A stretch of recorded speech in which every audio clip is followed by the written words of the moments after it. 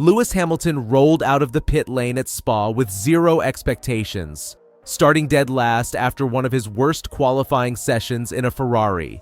The car had been fundamentally broken. The team had ignored his feedback. Everything pointed to another weekend to forget. But what happened next left even Ferrari speechless. By the checkered flag, Hamilton had pulled off more on-track overtakes than any other driver, climbed to 7th place, and delivered what fans would vote as the drive of the day. But here's what makes this story truly incredible. This wasn't about luck. This was about a message Hamilton sent to his own team. And that message has triggered conversations within Ferrari that could reshape everything. Let me paint you the picture of just how broken Hamilton's weekend was. According to the detailed race breakdown, Hamilton was eliminated in Q1, one of his worst Saturdays in a Ferrari. But it gets worse. The team had fitted what sources describe as an untested component that hadn't been properly validated, believed to be part of a revised suspension floor interaction system. Hamilton was giving feedback in free practice that something was fundamentally wrong. The car had unpredictable mid-corner snaps, no grip on entry, no predictability on throttle. But here's where this story takes a turn that even I didn't expect when I started researching this. As reported in the race analysis, Hamilton was furious after qualifying. The SF25 had been broken by a new component that ruined the car's balance. Ferrari had made decisions without what sources call full correlation between data and driver feel. They weren't listening to their 7-time world champion. And then came the ultimate humiliation, a forced pit lane start. Hamilton would begin the Belgian Grand Prix from the very back of the grid in a car that was fighting his every input. Now, you might think this is just another story about car problems getting fixed overnight. Teams make adjustments all the time, right? That's what I thought too. According to the technical breakdown, Ferrari made extensive overnight changes. They removed that problematic untested component. Ride height was readjusted.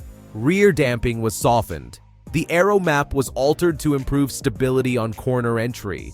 But what happened during the race reveals something much deeper about Hamilton's relationship with Ferrari. And it's not what you think. The car was finally giving Hamilton what he'd been asking for all along: stability. As the race analysis describes it, a car he could trust. Not perfect, not by any means, but it was no longer fighting his inputs. But here's where the story gets interesting. This wasn't just about the car suddenly working. What made this drive special wasn't the machine. It was the message Hamilton was about to send. From the very first lap, Hamilton began what sources describe as a systematic assault on the midfield. Car after car fell victim to what the analysis calls Hamilton's precision. But this wasn't aggressive in the reckless sense. Let me read you this direct quote from the race breakdown. He wasn't aggressive in the reckless sense. He was calculated, as if each move had been rehearsed in his head the night before. Through Eau Rouge and the Kemmel Straight, he found the inside line time and again. Through Blanchiment, he carried speed where others hesitated. Coming out of the bus stop chicane, his exits were clean, tidy, and controlled. And here's the part that gave me chills when I read it in the research. According to the detailed analysis, Ferrari's radio remained unusually quiet. No tactical overreach, no aggressive calls. It was as if the team didn't quite know how to respond because while they had made the changes that unlocked the car's potential, it was Hamilton who was delivering far beyond expectations. Think about that. Ferrari, the team that's usually buzzing with strategic calls and updates, went silent. Why? Because as the race report states, they weren't leading him, they were watching him. By lap 20, Hamilton was already fighting for points. While others in the midfield were falling apart, Carlos Sainz penalized for weaving, Lance Stroll making messy defensive moves, Yuki Tsunoda clashing wheels is described as a masterclass. When Hamilton eventually climbed into 7th place, something shifted. As reported in the race analysis, Ferrari engineers began offering split times, updates on cars ahead, a hint of optimism, but not much more. There were no celebrations, no congratulatory messages over the radio, just quiet disbelief. Let that sink in. Hamilton had just delivered one of the drives of the season, and his own team was speechless. The real consequences of this drive go much deeper than points scored. According to post-race analysis, Hamilton's interviews were calm, respectful, but not without subtext. He thanked the team for making the necessary changes, acknowledged that the car felt far more drivable. But as the analysis notes, beneath that calm surface, you could feel the underlying message. That message, as the race breakdown puts it, this race wasn't about joy. It was about showing Ferrari and everyone else what could have been possible if his concerns had been addressed earlier. The timing here is crucial.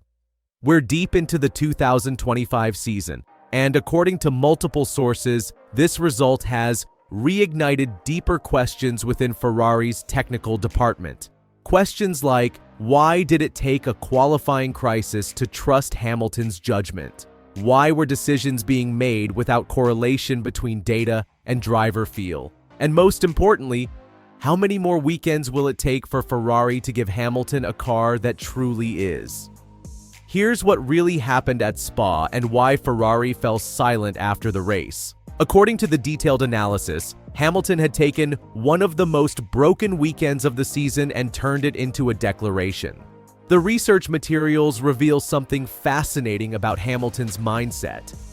In post-race interviews, as reported by Sky Sports, Hamilton discussed comparing this experience to his early go-karting days, that pure joy of fighting through the field. But the analysis suggests this was about more than nostalgia. The evidence points to something Ferrari is only just beginning to understand. As one technical analysis puts it, when that happens, even just partially, Lewis Hamilton is still absolutely lethal. This wasn't just damage limitation. This was Hamilton proving a point. The fan reaction tells the whole story. Hamilton was voted driver of the day, with social media lighting up as his progress became impossible to ignore. As reported in the race breakdown, a perfect recognition of a performance built on patience, resilience, and raw ability. But here's the part that should worry Ferrari's competitors. According to the analysis, this comeback didn't win the race. It didn't put him on the podium, but it did something arguably more important. It reminded everyone in the paddock that Lewis Hamilton is not here to fade quietly into retirement. So where does this leave Ferrari heading into the crucial final stretch of the season? The research materials reveal several unanswered questions that could define everything. First, as the technical analysis asks, why did it take a qualifying crisis to trust Hamilton's judgment? This isn't just about one weekend. This is about a pattern of decision-making that could cost Ferrari championships. Second, according to post-race analysis, there are ongoing questions about how many more weekends will it take for Ferrari to give Hamilton a car that truly is. The Belgian GP showed what's possible when the car doesn't fight Hamilton. But can Ferrari consistently deliver that? And here's the biggest question of all. What happens when Ferrari finally gives Hamilton the car he deserves? Because as the race breakdown concludes, if this comeback is anything to go by, the best from Hamilton this season might still be yet to come. The evidence from Belgium suggests we might be witnessing something special. Hamilton took a weekend that should have been a disaster and turned it into a statement. Ferrari fell silent not out of surprise, but out of recognition. They knew what they had just seen. The question is, what are they going to do about it? What do you think?